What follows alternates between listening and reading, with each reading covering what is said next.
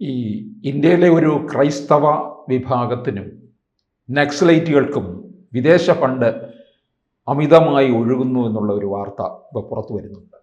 മുൻകാലങ്ങളിലും അതുണ്ട്, ഇപ്പോൾ അതിൻ്റെ ഒഴുക്കൽപ്പം വർദ്ധിക്കുന്നു എന്നുള്ള രീതിയിലാണ്. അത് എത്രത്തോളം വാസ്തവമായിട്ടുള്ളത്? കഴിഞ്ഞ ഇലക്ഷൻ സമയത്ത് FCRA റെഗുലേറ്റ് ചെയ്യുന്ന ഒരു അമെൻമെൻറ്റ് ബില്ല് കേന്ദ്ര ഗവൺമെൻറ് കൊണ്ടുവന്നായിരുന്നു. അപ്പോൾ ആ ബില്ലിൽ അവർ പറഞ്ഞിരിക്കുന്നത് ഈ വിദേശ സഹായം ഇന്ത്യയിലേക്ക് വരുന്നതിനകത്ത് ഇന്ത്യ ഗവൺമെൻറ് എതിരല്ല, പക്ഷേ അത് റെഗുലേറ്റ് ചെയ്യണമെന്നാണ്. ഫോറിൻ കറൻസി, നമുക്ക് ഫോറിൻ കോൺട്രിബ്യൂഷൻ റെഗുലേറ്റ് ചെയ്യണമെന്ന് പറഞ്ഞപ്പോഴത്തേക്ക് ഇവിടെ മെത്രാന്മാരും ബാക്കിയുള്ളവരും കൊടിയും പിടിച്ചുകൊണ്ട് ഇത് ക്രൈസ്തവ പീഡനമാണെന്നും പറഞ്ഞു. ഇത് ഒരു വിഭാഗത്തിന് വേണ്ടിയിട്ട് മാത്രമല്ല FCRA അമെൻമെൻറ്റ് വന്നത്. FCRA ഫോറിൻ കോൺട്രിബ്യൂഷൻ വാങ്ങിക്കുന്ന എല്ലാ ഓർഗനൈസേഷനും വേണ്ടിയിട്ടാണ് ഈ ഓർഡർ വരുന്നത്. അപ്പോൾ അത് ഞങ്ങളിൽ ചിലർ മാത്രം അത് പാലിക്കില്ല എന്ന് പറയുന്നതിൻ്റെ അർത്ഥം അവർ ട്രബിളിലോട്ടാണ്. അത് അങ്ങനെ ഒരു മീറ്റിങ്ങിൽ ഞാൻ അവിടുത്തെ പറഞ്ഞു, നിങ്ങളിത് കൃത്യമായിട്ട് പാലിക്കുന്നില്ലെങ്കിൽ you are into trouble. കാര്യം ഒരു foreign currency contribution, foreign currency തന്നെ ഇന്ത്യയിലോട്ട് വരുമ്പോൾ, ഫോറിൻ കോൺട്രിബ്യൂഷൻ എന്തായാലും ഫോറിൻ കറൻസിയിലായിരിക്കുമല്ലോ വരുന്നത്, അത് ഇന്ത്യയിലേക്ക് വരുമ്പോഴത്തേക്ക് അത് ഫെറ അട്രാക്റ്റ് ചെയ്യും, ഫെമ അട്രാക്റ്റ് ചെയ്യും, FCRA അട്രാക്റ്റ് ചെയ്യും. ഇത് മൂന്നിലും നിങ്ങൾ പെടുത്തില്ലെങ്കിൽ ഇത് നേരെ UAPയിലോട്ട് പോകും. UAP എന്ന് പറയുമ്പോഴത്തേക്ക് അത് വളരെ കർശനമായിട്ടുള്ളൊരു ആക്റ്റാണ്. അത് ഈ പറഞ്ഞ പോലെ ജാമ്യം കിട്ടാത്തൊരു വകുപ്പാണ്. അതിൽ പെട്ടാണ് പലരും നമ്മുടെ പോപ്പുലർ ഫ്രണ്ടുകാർ മുഴുവൻ കിടക്കുന്നത് ഇപ്പോഴും UAPയിൽ പെട്ടിട്ടാണ്. ഇത് നമ്മൾ അന്നേ അവരുമായിട്ടൊരു ഡിസ്കഷൻ വന്നപ്പോഴത്തേക്ക് ഞാൻ സൂചിപ്പിച്ചായിരുന്നു. കാര്യം ഇത് ഈ ഫോറിൻ കറൻസി നമ്മൾ റെഗുലേറ്റ് ചെയ്യുന്നത് നമ്മുടെ രാജ്യസുരക്ഷയുടെ ഭാഗമാണ്. ആദ്യം ഇത് FCRA വരുന്നത് ആഭ്യന്തര മന്ത്രാലയത്തിൻ്റെ കീഴിലാണ്. അത് കഴിഞ്ഞിട്ട് രണ്ടാമത് വരുന്നത് ധനകാര്യ മന്ത്രാലയത്തിൻ്റെ കീഴിലാണ് ഫെറയും ഫെമയും വരുന്നത്. അത് കഴിഞ്ഞാൽ പിന്നെ അവിടെ നിന്ന് തന്നെ ഉള്ളത് എൻഫോഴ്സ്മെൻറ്റ് ഡയറക്ടറേറ്റാണ് പിന്നെ മണി ലോണ്ടറിങ് ആക്ട് എൻഫോഴ്സ് ചെയ്യേണ്ടത്. ഇതെല്ലാം കഴിഞ്ഞ് ഇതിലൊന്നിലും പെടാത്ത പൈസ നമ്മൾ ഡിറ്റക്റ്റ് ചെയ്യുകയാണെങ്കിൽ അത് നേരെ UAPയിലോട്ട് പോകും.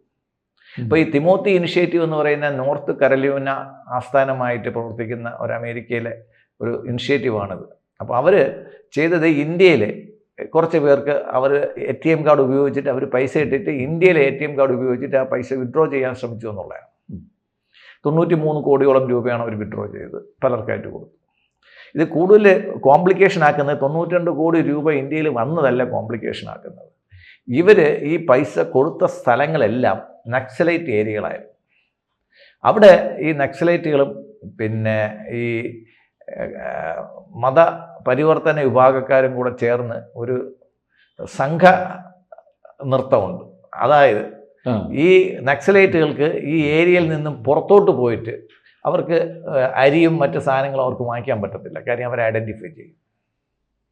അപ്പോൾ അതിന് അവർ കണ്ടുവിറ്റായിട്ട് ഉപയോഗിക്കുന്നത് ഈ മതപരിവർത്തനത്തിന് വേണ്ടി വരുന്ന മിഷനറിമാരെയും മറ്റു ആൾക്കാരെയും അവർ ഈ ലോജിസ്റ്റിക് സപ്പോർട്ടിന് വേണ്ടിയിട്ട് അവർ ഉപയോഗിക്കും. പകരം അവരിവർക്ക് പൈസ കൊടുക്കും.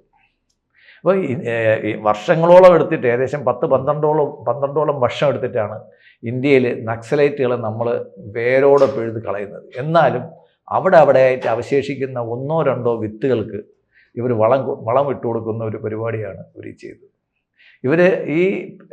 ഇവരെ ഈ പൈസ ഡിസ്ട്രിബ്യൂട്ട് ചെയ്തു എന്ന് പറയുന്ന ഏരിയകളെല്ലാം നക്സലൈറ്റ് ക്വാർട്ടേഴ്സാണ്. ഇത് മാത്രമല്ല, ഇതിൽ മൂന്നാമതൊരാളും കൂടെ ഉണ്ട്. ഇതേ വനത്തിനകത്ത് തന്നെ കഞ്ചാവ് ലോബിയുണ്ട്. ഇത് 3 പേരും കൂടെ ഒരുമിച്ച് പോകുന്നത്. ഈ നക്സലൈറ്റുകൾ ചെയ്യുന്നത് ഈ വനപ്രദേശത്ത് ഈ കഞ്ചാവുകാർക്കും മതപരിവർത്തനക്കാർക്കും ഇപ്പോൾ കള്ളനോട്ടടി ഉണ്ടെങ്കിൽ ഇവർക്കെല്ലാവർക്കും ഇവരൊരു ആംഡ് പ്രൊട്ടക്ഷൻ കൊടുക്കുകയാണ്. ഇവരെല്ലാവരും അമ്യൂണേഷൻ ഉള്ളതുകൊണ്ട് ഇവരെല്ലാവരും ഒരു ആംഡ് പ്രൊട്ടക്ഷൻ കൊടുക്കും. പകരം കഞ്ചാവുകാരിൽ നിന്ന് ഒരു പൈസ വാങ്ങിക്കും, ഈ ഇവരിൽ നിന്ന് ഒരു പൈസയും വാങ്ങിക്കും, സാധനങ്ങളും വാങ്ങിക്കും. ഇങ്ങനെയുള്ള ഒരു ലോബിയാണ് ഇപ്പോഴും നമ്മൾ ബെസ്റ്റ് ചെയ്തിരിക്കുന്നത്. ഇത് വിമാനത്താവളത്തിൽ നിന്ന് ഒരാളെ കണ്ടെടുക്കുകയും അയാളിൽ നിന്ന് തന്നെ 30ഓളം ATM കാർഡുകൾ പിടിച്ചെടുക്കുകയും ചെയ്തപ്പോഴത്തേക്കാണ് ഗവൺമെൻറ്റിന് സംശയം തോന്നുന്നത് 30 ATM കാർഡ് ഒരാൾ എന്തിനാണ് സൂക്ഷിക്കുന്നത്. അപ്പോൾ പിന്നീട് അത് 100 കണക്കിന് ATM കാർഡ് ഉപയോഗിച്ചിട്ട് പലയിടത്തു നിന്നായിട്ട് പൈസ അമേരിക്കയിലെ അക്കൗണ്ട് ഇടും, ഇന്ത്യയിൽ നിന്ന് ATM ഉപയോഗിച്ചിട്ട് 50,000, 1,00,000, 50,000, 1,00,000 വെച്ചിട്ട് വിഡ്രോ ചെയ്യും. അപ്പോഴത്തേക്ക് ഇത് നമ്മുടെ ഏജൻസികളുടെ കയ്യിൽ ശ്രദ്ധയിൽപ്പെടുത്തില്ല. അപ്പോൾ ഇതൊരു വലിയൊരു രാജ്യവിരുദ്ധ പ്രവർത്തനമാണ് നമ്മൾ അണ്ണർത്ത് ചെയ്തത്. ചെറിയ എമൗണ്ട് ആണെങ്കിലും ഇത് പിന്നീടും ഇതേ രീതിയിൽ റിപ്പീറ്റ് ചെയ്യാനുള്ള സാധ്യതയുണ്ട്. നമ്മൾ കൂടുതൽ ഭയം വേണ്ട, ജാഗ്രത മതി എന്ന് പറഞ്ഞ കാര്യമാണ്. നമുക്ക് ജാഗ്രത എന്തായാലും വേണം. ഭയം ഉണ്ടാവുകയാണെങ്കിലും ഇല്ലെങ്കിലും കുഴപ്പമില്ല. ഇത് നമ്മളുടെ ഈ നക്സലൈറ്റുകളെ ഇറാഡിക്കേറ്റ് ചെയ്യാന്നുള്ള മൂവ്മെൻറ്റിൻ്റെ കടക്കിൽ കത്തിവെക്കുന്ന ഒരു കാര്യം കൂടെയാണ്. അതുകൊണ്ടാണ് ആഭ്യന്തര മന്ത്രാലയം ഇത് വളരെ സീരിയസ് ആയിട്ട് എടുത്തിരിക്കുന്നത്. അല്ല, ഇതിനകത്തപ്പം മറ്റ് വിദേശ ഫണ്ടിൻ്റെ ആ നിയമം ഉപയോഗിച്ചുകൊണ്ട് കൈകാര്യം അതിനകത്ത് വരുന്നില്ല. ഇത് വിദേശ ഫണ്ടായിട്ട് ഇന്ത്യയിൽ വന്നിട്ടില്ല. അമേരിക്കയിലുള്ള അക്കൗണ്ടിൽ ഇന്ത്യയിൽ നിന്ന് ATM കാർഡ് ഉപയോഗിച്ച്, ഡെബിറ്റ് കാർഡ് ഉപയോഗിച്ചിട്ട് ഇവർ എടുക്കുകയാണ് ചെയ്തേക്കുന്നത്. ഇത് അക്കൗണ്ടിലോട്ട് വന്നിട്ടില്ല. ഇന്ത്യൻ അക്കൗണ്ടിലോട്ട് ഈ പൈസ വന്നിട്ടില്ല. അതാണ് ഇന്ത്യയിലെ ഒരു ബാങ്ക് അക്കൗണ്ടിലോട്ട് ഈ പൈസ വന്നിട്ടില്ല. അമേരിക്കയിലുള്ള അക്കൗണ്ടിലുള്ള പൈസ ഇന്ത്യയിൽ നിന്നും വിഡ്രോ ചെയ്ത് ഈ പൈസ എടുത്തിട്ട് പലർക്കായിട്ട് കൊടുക്കുന്ന ഒരു രീതിയാണ് ചെയ്തത്. ചെറിയ രീതിയിലൊക്കെ പലയിടത്തും പലപ്പോഴും പലരും ചെയ്തിട്ടുണ്ടാവും. ഇപ്പം നമ്മുടെ ഒരാൾ വെളിയിലുണ്ടെങ്കിൽ അവരുടെ അക്കൗണ്ടിലുള്ള പൈസ ഇന്ത്യയിൽ വരുമ്പോഴത്തേക്ക് ചെറിയ തോതിൽ അവർക്ക് എടുത്തിട്ട് അവർ വീട്ടാവശ്യത്തിനും മറ്റു കാര്യങ്ങളൊക്കെ അവർക്ക് ഉപയോഗിക്കാൻ വേണ്ടിയിട്ട് അവർ ചെയ്യുന്നുണ്ടാവും. ഇത് ചെറിയ തോതിലാണ്. പക്ഷേ അത് വലിയ തോതിൽ വരികയും ഒരാളിൽ നിന്ന് തന്നെ 30ഓളം കാർഡുകൾ പിടിച്ചെടുക്കുകയും ചെയ്തപ്പോഴത്തേക്കാണ് ഗവൺമെൻറ്റിന് അതിനകത്തൊരു സംശയം വന്നത്. ഇതിൽ 92 കോടി എന്ന് വെച്ച് കഴിഞ്ഞാൽ ഈ ഒരു ബിസിനസ്സിനെ സംബന്ധിച്ച് നോക്കുമ്പോൾ ഒരു വലിയ എമൗണ്ടൊന്നുമല്ല. പക്ഷേ ഇങ്ങനെ ഒരു മാർഗം ഉണ്ടെന്നും അത് ഒരു ലൂപ്പ് ഹോൾ, നമ്മൾ വേറൊരു ഇംഗ്ലീഷിൽ പറയുകയാണെങ്കിൽ ലക്കൂണെ, ഈ ഒരു സിസ്റ്റത്തിൽ ലക്കൂണെ നമ്മൾ ആൾക്കാർ എന്തെങ്കിലും എവിടെയെങ്കിലും ഉപയോഗിക്കുകയും ചെയ്യും എന്നുള്ള കാര്യം നമ്മൾ ഓർത്തിരിക്കുന്നത് നല്ലതാണ്.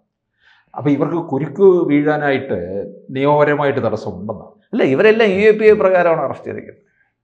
കാര്യം ഒരു ഫോറിൻ എക്സ്ചേഞ്ച് ഇന്ത്യൻ അക്കൗണ്ടിലോട്ട് വന്നിരുന്നെങ്കിലാണ് ഈ ഫെമ അല്ലെങ്കിൽ PMLA ഒക്കെ ആക്ഷനിൽ വരുന്നത്. ഇത് നേരിട്ട് ബാങ്ക് അക്കൗണ്ടിൽ നിന്ന് നേരിട്ട് ATM ഉപയോഗിച്ചിട്ട് ക്യാഷ് ആയിട്ട് എടുത്തൊക്കെയാണ്. അപ്പോൾ അത് UAPA ആക്ടിനകത്താണ് അത് വരുന്നത്.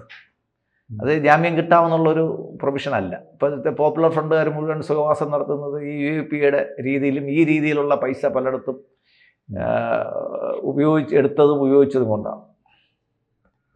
അല്ല, പിന്നെ ഇത് ഇവരെ ഏത് തരത്തിൽ തടയാൻ പറ്റും ഇങ്ങോട്ടുള്ള? അല്ല, ഇത് ഈ സിസ്റ്റത്തിനകത്ത് നമുക്ക് വിദേശികൾക്ക്, ഇപ്പം നമ്മുടെ ഇന്ത്യക്കാർ പുറത്ത് വർക്ക് ചെയ്യുന്നവർക്ക് അവർ ഇന്ത്യയിൽ വരുമ്പോഴത്തേക്ക് അവർ അവിടെയുള്ള അക്കൗണ്ടിലുള്ള പൈസ എടുക്കാൻ വേണ്ടിയിട്ടൊരു പെർമിഷൻ ഇന്ത്യയിലുണ്ട്. പക്ഷേ ഒരു അക്കൗണ്ടിൽ നിന്നും വലിയ തോതിൽ ഇത്തരം കാര്യങ്ങൾ ചെയ്യുമ്പോഴത്തേക്ക് അത് സിസ്റ്റത്തിൽ അലർട്ട് വരേണ്ടതായിരുന്നു. നമ്മൾ സിസ്റ്റത്തിൽ അലർട്ട് ചെയ്തിട്ടില്ല. അതാണ് അതിനി അത് ചെയ്യുമെന്ന് പ്രതീക്ഷിക്കുക. അപ്പോൾ അങ്ങനെ അലർട്ട് ചെയ്യാത്തത് നമ്മുടെ ഇത്രയും വലിയൊരു കാര്യം അങ്ങനെ ചെയ്യുമെന്ന്, ഒരു ഇൻഡിവിജ്വൽ അക്കൗണ്ടിൽ നിന്ന് 92 കോടി രൂപയൊക്കെ വിഡ്രോ ചെയ്യുമെന്ന് നമ്മൾ ഒരിക്കലും വിചാരിച്ചില്ല. അത് ഒരാൾ ഉപയോഗിച്ചിട്ടില്ല. ഏകദേശം 10-30ഓളം പേര് അവർ ഉപയോഗിച്ചിട്ടാണ്, പല ATM കാർഡ് വഴിയിട്ടാണ് അവർ ചെയ്യുന്നത്. അല്ല, ഇതിപ്പം രാജ്യവിരുദ്ധ പ്രവർത്തനമായിട്ട് എടുക്കാൻ പറ്റുമല്ലോ. ആണ്. കാര്യം വിദേശ കറൻസി ഇന്ത്യയിലേക്ക് നിയമപ്രകാരമല്ലാതെ കടത്തുന്ന രാജ്യവിരുദ്ധ പ്രവർത്തനം തന്നെയാണ്.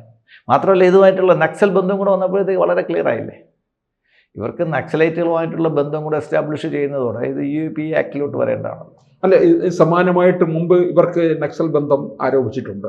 സാർ, ഈ നക്സൽ ഏരിയകളിലെല്ലാം ഈ രണ്ടെണ്ണവും കൂടെ നടക്കുന്നുണ്ട്. ഇപ്പം നമ്മുടെ ഒറീസയിലും ആന്ധ്രയിലുമുള്ള ചില ഏരിയകളിലാണ് കേരളത്തിലോട്ട് കഞ്ചാവ്, നമ്മൾ ഓപ്പറേഷൻ തുഫാനുമായിട്ട് കണക്റ്റ് ആവുകയാണെങ്കിൽ കേരളത്തിലോട്ട് കഞ്ചാവ് വരുന്ന റൂട്ട് ഒറീസ ആന്ധ്ര റൂട്ടാണ്. ഈ ഒറീസ ആന്ധ്ര റൂട്ടിലുള്ള കഞ്ചാവ് പാടങ്ങൾക്ക് മുഴുവൻ സംരക്ഷണം കൊടുക്കുന്നത് അവിടുത്തെ നക്സലൈറ്റ് ലോബിയാണ്. ഇത് ഈ രണ്ടിൻ്റെയും കൂടെ ഈ വെളുത്ത വസ്ത്രം ഇട്ടവരും കൂടെ ചേർന്നു എന്നേ ഉള്ളൂ, വേറെ വ്യത്യാസമൊന്നുമില്ല. അതോ ലോകം എന്ന് പറയുമ്പോഴത്തേക്ക് അതിനകത്ത് ആര് വന്നു കഴിഞ്ഞാലും അവർ അക്സെപ്റ്റ് ചെയ്യുക, അവർക്ക് അതിനകത്ത് ബെനിഫിറ്റ് ഉണ്ടാകണം എന്നുള്ളതേ ഉള്ളൂ. കൂടുതൽ വാർത്തകളും വിശേഷങ്ങളും നിങ്ങളിലേക്ക് എത്താൻ ABC മലയാളം സബ്സ്ക്രൈബ് ചെയ്യുക, ബെൽ ബട്ടണും അമർത്തുക.